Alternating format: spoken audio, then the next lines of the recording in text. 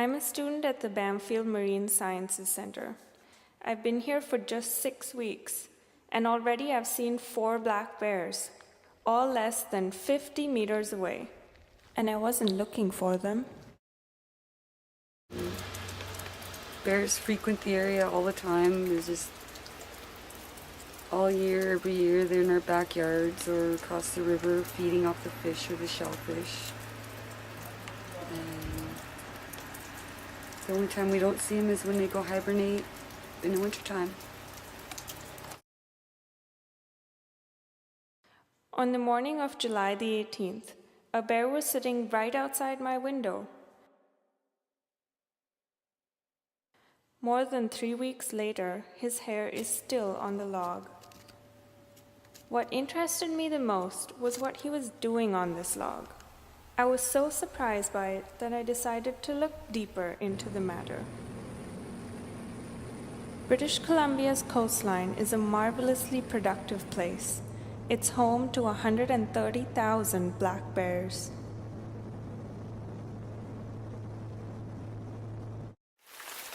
A temperate rainforest, it's wet for most of the year. But during the summer months, the sun emerges and life is at its fullest. The rivers that run from the mountains to the ocean are important salmon spawning grounds.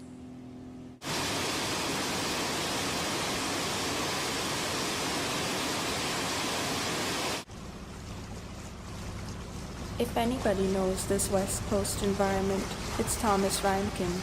He spent 17 years studying and living in these forests.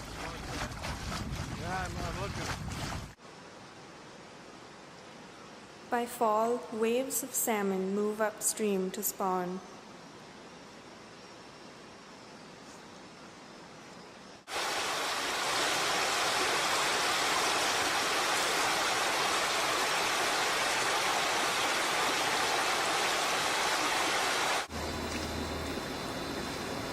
The bears await their arrival.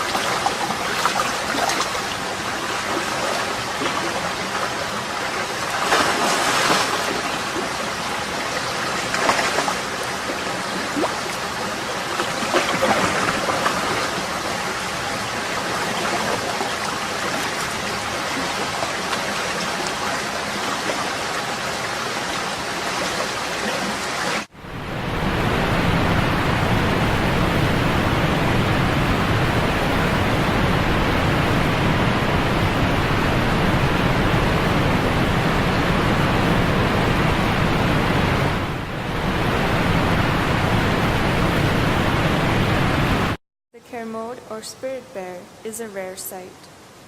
Lighter in color, they are a subspecies of the American black bear.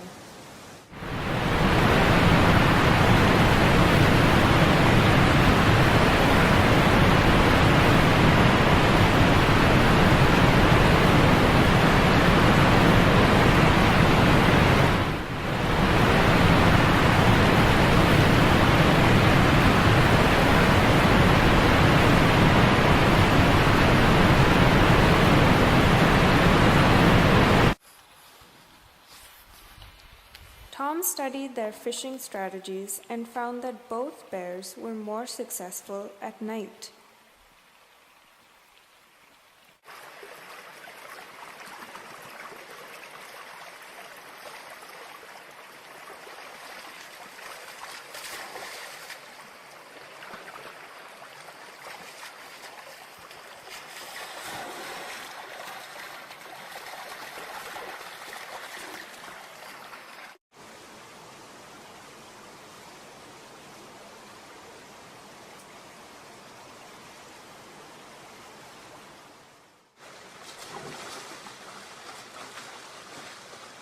The way the bears eat salmon doesn't just benefit them.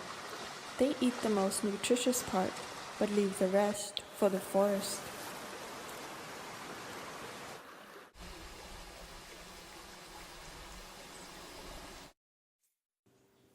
The trees, like every other living thing, require nutrients. The most important one is nitrogen, and there isn't much of it on the west coast. So where do the trees get their nitrogen from?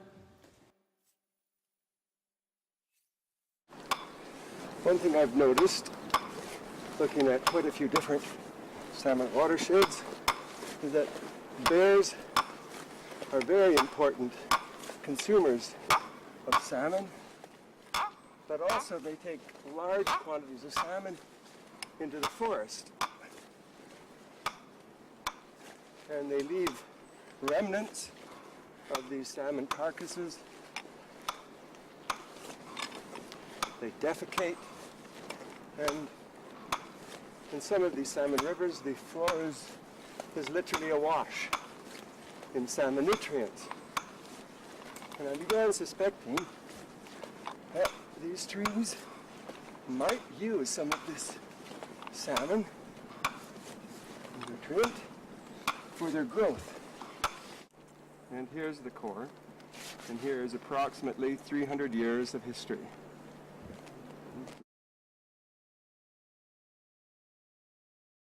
He found that the tree rings do in fact correlate to the amount of salmon returning to the rivers each year.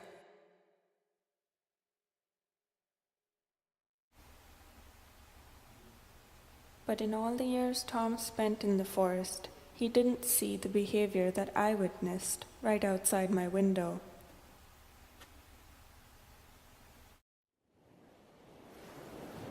He suggests I take a step back and think about the animal kingdom as a whole.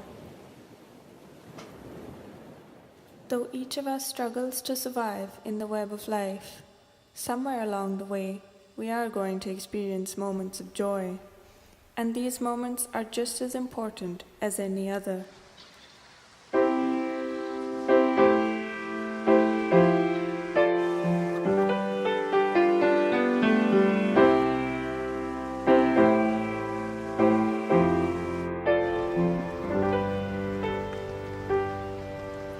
Come and open up your folding chair next to me. My feet are buried in the sand, and there's a breeze. There's a shadow, you can't see my eyes. Maybe there's more to life than just having to survive. I think this is exactly what the bear outside my window was doing. He was just having fun. Look, now it's like this, little britches.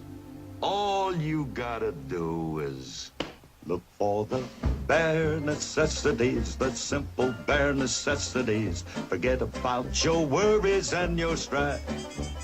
I mean the bare necessities are Mother Nature's recipes that bring the bare necessities of life.